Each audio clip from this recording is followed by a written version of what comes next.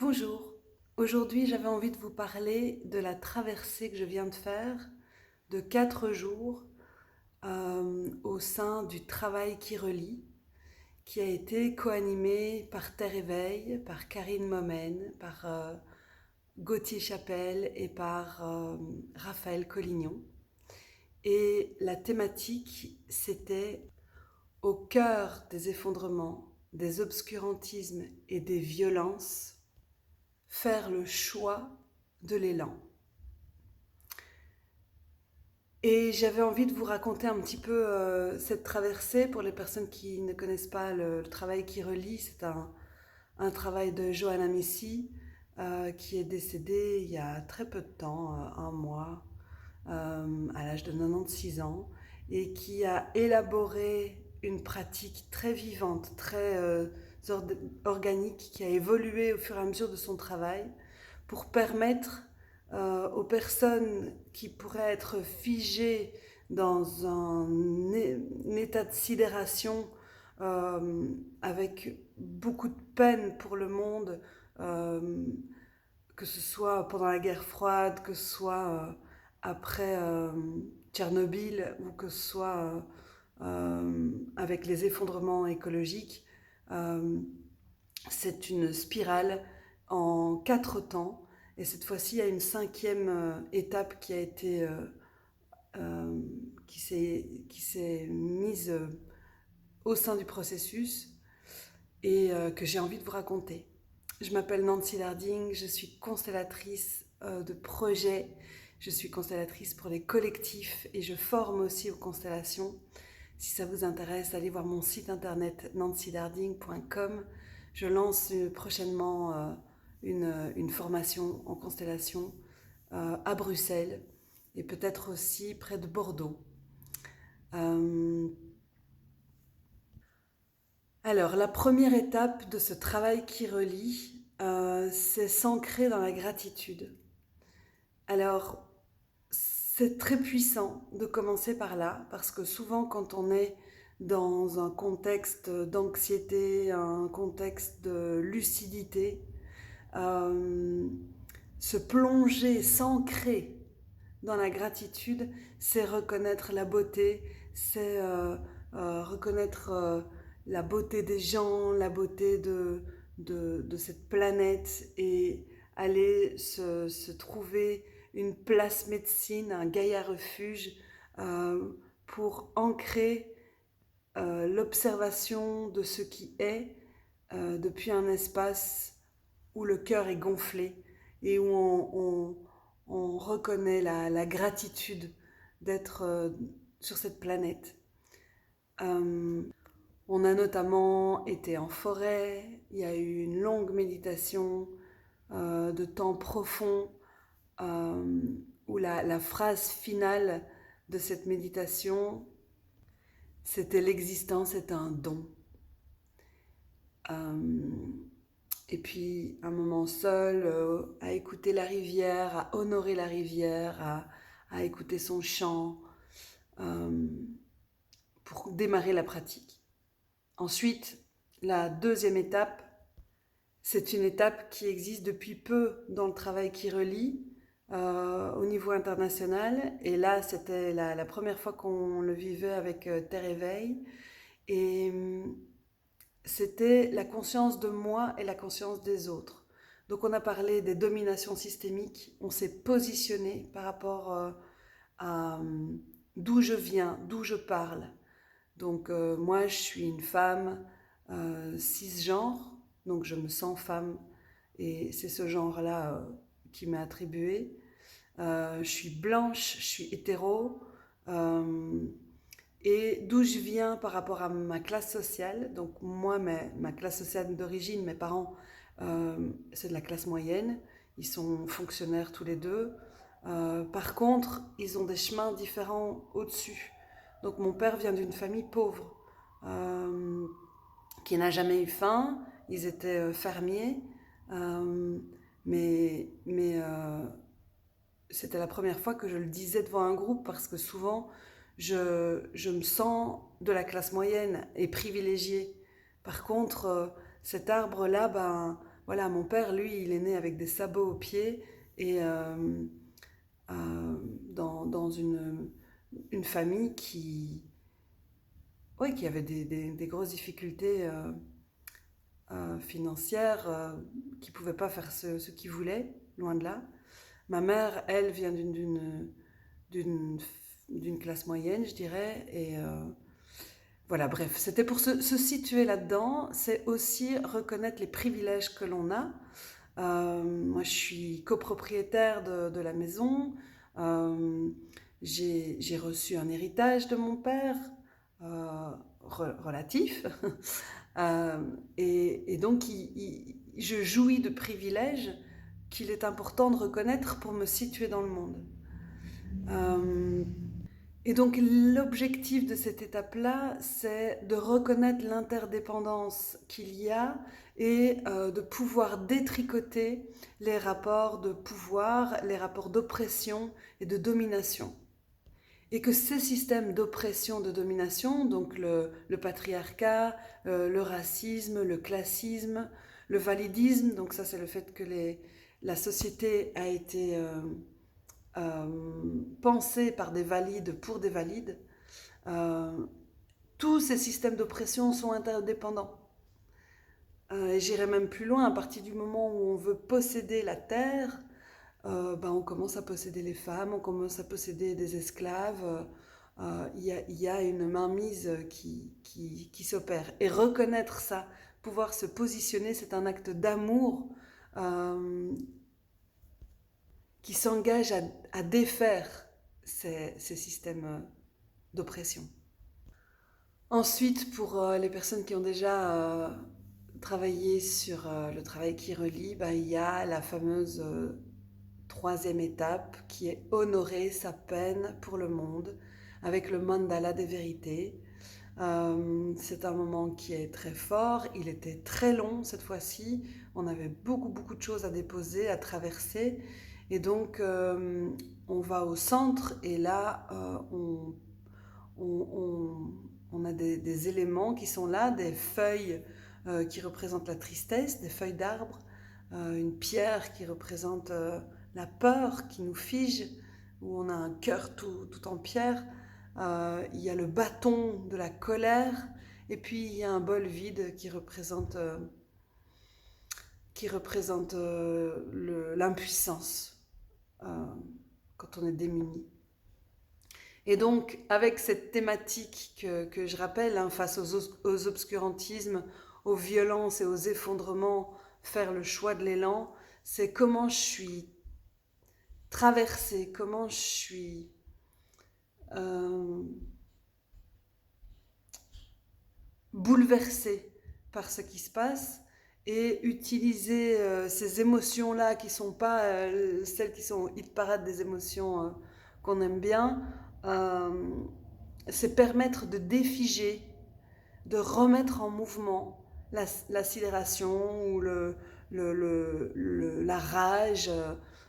Et c'est de permettre de pouvoir être entendu, reconnu dans, dans, dans, ce qui nous, dans ce qui nous bouleverse, et c'est de remettre en mouvement parce que la vie est mouvement.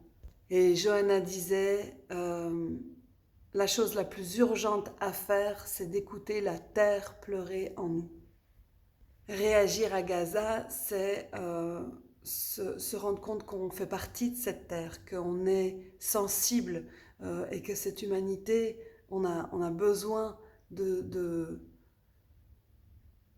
la ressentir. Ensuite, la phase d'après, donc c'est la quatrième phase, c'est le changement de regard. Et là, Gauthier Chapelle, qui est une bibliothèque sur pattes, qui a énormément lu ces derniers mois, nous a transmis plein de lectures. Alors, je suis désolée parce que si vous m'écoutez jusque-là, j'ai pas les sources, j'ai pas noté les personnes qu'il a citées. Et il y a plein d'autrices et d'auteurs notamment de ce qu'il appelle les peuples gardiens de la terre, qu'on appelle aussi les peuples racines ou les peuples premiers, qui ont écrit des livres qu'il a cités. Il a été très rigoureux là-dessus et j'ai pas noté. Donc, je vais vous dire ce que j'ai retenu de, de toute cette transmission-là. Déjà, c'était intéressant parce qu'il parlait de l'importance de l'oralité et il disait que on a pu parfois remonter jusqu'à 60 000 ans de traditions orales qui ont pu s'effectuer. Euh, et que nous, on est dans une culture de l'écrit, avec tous ces PV de réunion, euh, et qu'en fait, l'oralité, c'est vraiment quelque chose qui fonctionne euh, et qui ouvre des champs de perspective parce que qu'on arrête d'avoir besoin des notes, des ordinateurs pour fixer les choses.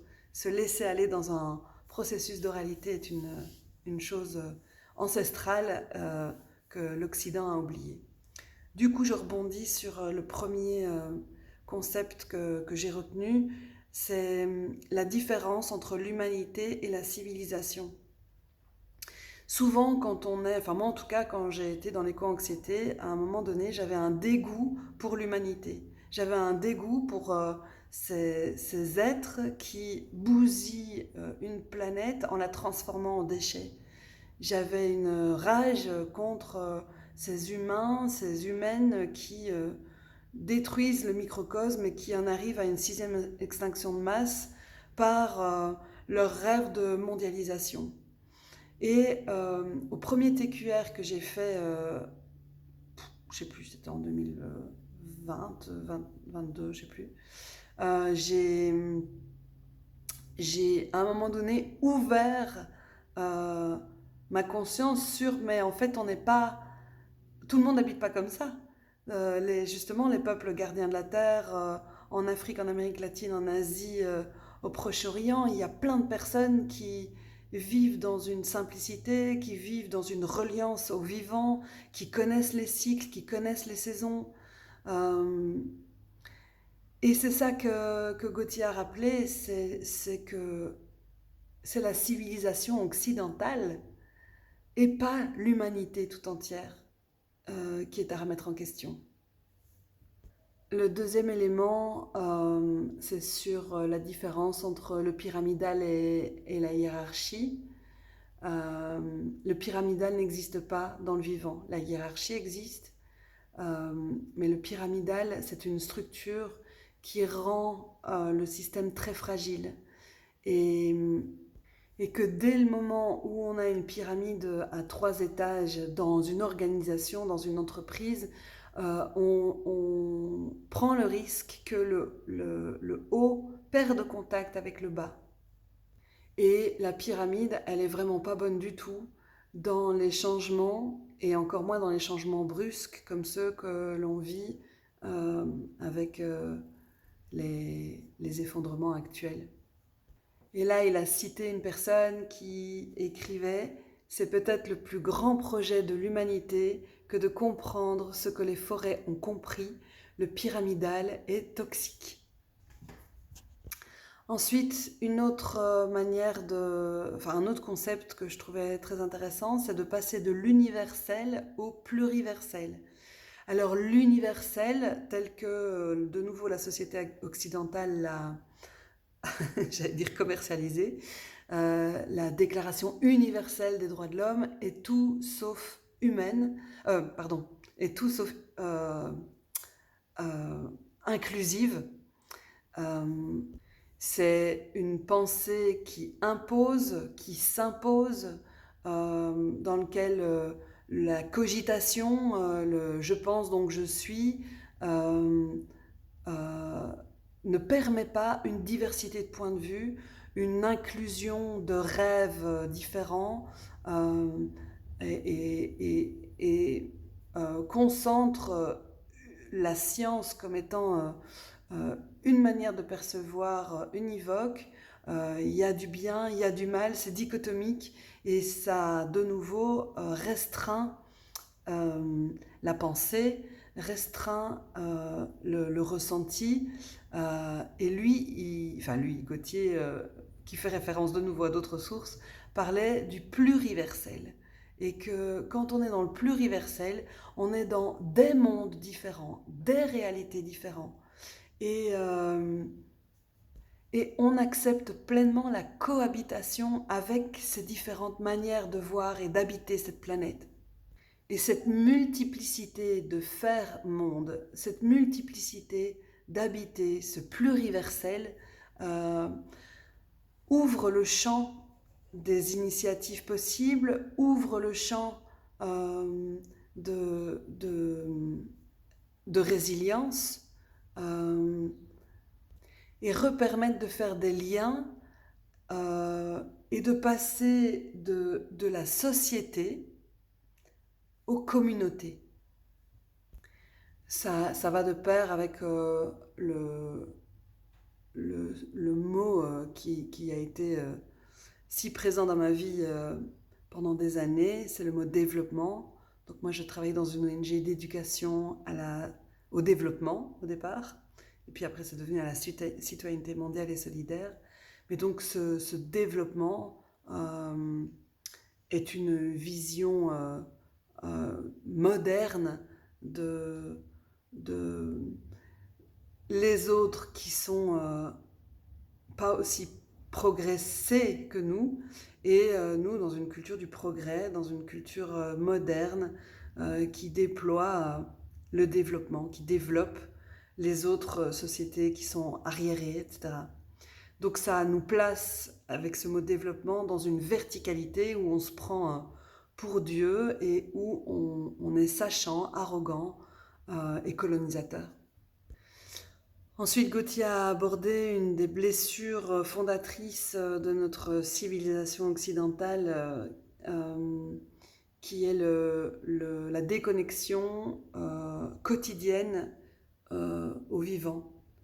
Et donc, moi je dirais que le fait de s'enfermer dans des maisons, quatre murs, de sortir des communautés,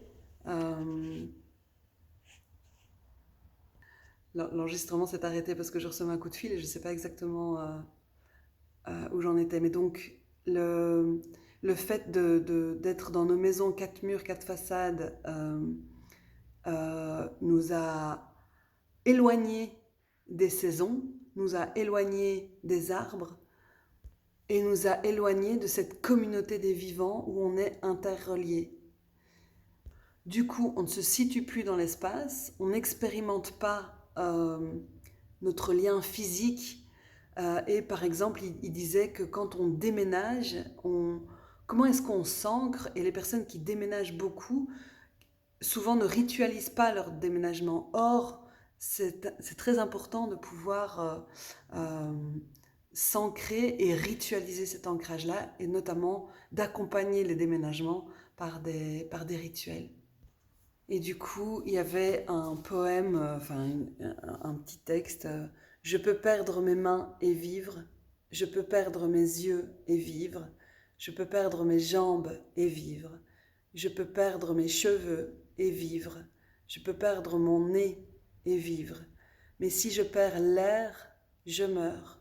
Si je perds le soleil, je meurs. Si je perds la terre, je meurs. Si je perds l'eau, je meurs. Si je perds les plantes et les animaux, je meurs. Ils font partie de moi et ils sont plus essentiels à chaque respiration que mon soi-disant corps. Ensuite, il y a eu tout un passage sur la politique. Et donc, toute politique est un instrument colonialiste qui régit à la vie d'autrui. Les démocraties sont éminemment humaines. Attendez, je vais relire mes notes avant de dire parce que sinon ça va pas. Oui, donc en dehors des humains, il n'y a pas grand monde il y a pas d'autres vivants qui s'organisent avec des démocraties, quoi. Dans une forêt, il n'y a pas de démocratie organisée. Et il parlait du fait que les personnes qui nous gouvernent vivent pour gouverner les autres. Et donc leur travail, c'est de gouverner les autres. Sauf qu'en fait, il gouverne parfois 90 000 personnes. Et comment est-ce qu'on fait si on ne les connaît pas, ces personnes-là, pour les gouverner?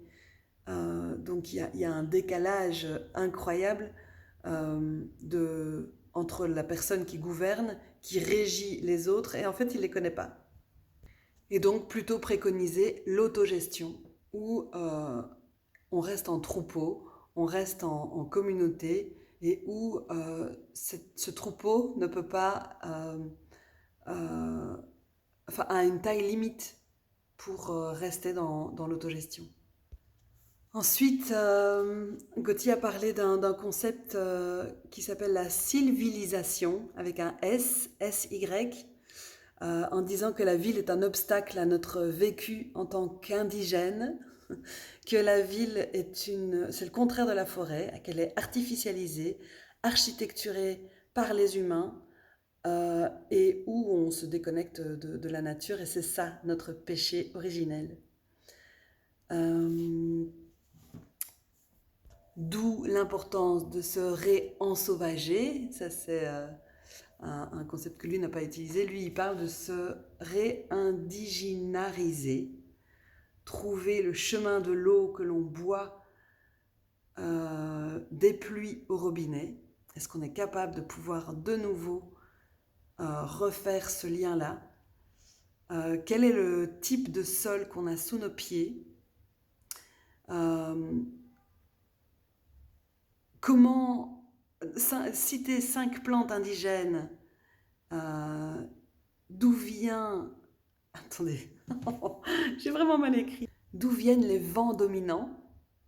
Où vont nos déchets? Refaire la ligne. Et citer 5 arbres dominants de notre région.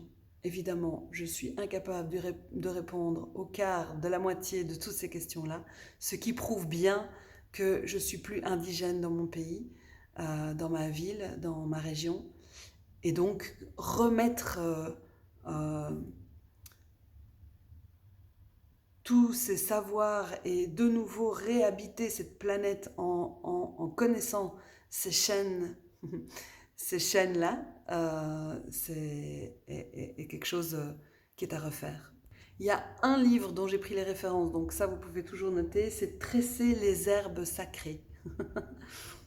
Bon, cette vidéo devient longue, il y a déjà 22 minutes, mais on a fait ensuite toute une pratique sur aller de l'avant. Bon, avant ça, Corinne Momen a fait un travail extraordinaire de récolte de textes splendides qu'on a pu travailler. Et donc, à la fin de cette vidéo, je vais vous raconter, moi, où je me situe par rapport à cette fameuse question qui me taraude. Et si vous me suivez, vous connaissez l'histoire entre la spiritualité et le champ social et l'indignation. Et ce moment de partage de textes, notamment avec Eti Ilsoum, que je ne connaissais pas, qui est une femme qui a choisi de rejoindre des camps pour aller pendant la Deuxième Guerre mondiale, et puis qui s'avère être juive et avoir été exterminée comme les autres. C'était splendide. Je vous raconterai ça à la fin. Mais donc, on en arrive à la 5e étape, qui est aller de l'avant. Qu'est-ce qu'on met en place comme action? C'est la dernière étape de la spirale. Et là, partir de nouveau du mouvement, parce que la vie est mouvement. Et Corinne nous a fait vivre une séance de Qigong avec ce yin et ce yang, avec cette inspiration qui se termine par de l'expiration et tous ces cycles de respiration où à la fois il y a un retrait du monde et puis on retourne dans le monde, et que autre chose aussi qui a été développée, c'est que dans le travail qui relie, avant on voulait on voulait éviter l'effondrement. Et là, il y a Johanna Messi qui, il y a 2 ans, donc elle avait 94 ans, a écrit une réédition de son livre sur le travail qui relie, et en partant du principe que plutôt que de vouloir éviter l'effondrement, c'était de l'accepter et donc de l'accompagner, accompagner l'effondrement. Oui, c'est là, on est lucide, euh, c'est impossible de revenir en arrière, donc on accompagne, on accepte et on traverse depuis un endroit qui ne veut plus être dans l'urgence de rattraper les effondrements qui sont là. Et donc on ne recherche pas des résultats. Et ça, c'est Daniel Cauchy qui disait que l'utopie crée des dépressions parce que non, on n'est toujours pas en paix. Euh, et que donc on cherche à s'engager parce que c'est juste. Et donc il y a trois manières qu'ils ont imbriquées dans un triskel de pouvoir agir. Soit on a des actions qui disent non à la destruction pour préférer la vie, soit, et donc là on peut être dans l'activisme durable, soit on est dans la création d'alternatives, ou soit on participe à un changement de conscience. On va d'un point de vue individuel à un point de vue collectif et peut se sentir unifié dans ce pluriversel où on est les reflets des uns des autres. On est interdépendants entre humains avec les autres qu'humains et avec les autres que les autres qu'humains. Et là, on relationne et on est dans du temps long. Et ces trois types d'actions sont des chemins différents, complémentaires. Et donc, arrêtons aussi de se dire, ah ben non, mais moi, j'aime pas du tout, par exemple, telle manière. Enfin bon, bref. Donc, ces trois chemins on peut les emprunter. Ça peut être du et, pas du ou. Et surtout, on a besoin de ces trois chemins dans ce monde-ci. Arrêtons de les hiérarchiser ou de les critiquer. On arrive à la fin de cette vidéo et je vais vous lire où j'en ai été moi. C'est encore tout chaud. C'est des prises de conscience, mais ça va encore évoluer et évoluer. Donc je vais vous lire pour que ce soit plus rapide. Mettre l'acceptation au cœur de mes engagements. Mettre l'acceptation au cœur de l'indignation. Puisque l'existence est un don, je l'honore en laissant ses poids aux angoisses de l'avenir pour revenir au présent et à la confiance en la vie. Quand je suis dans le marasme, je communie. Quand je tombe, je remercie. Puisque l'existence est un don, qu'il en soit ainsi. J'épouse l'incertitude et j'embrasse mes obscurantismes pour franchir depuis ma membrane d'amour le pont vers le plurivers qui tisse et réunit. Merci de m'avoir écouté jusque-là. À bientôt.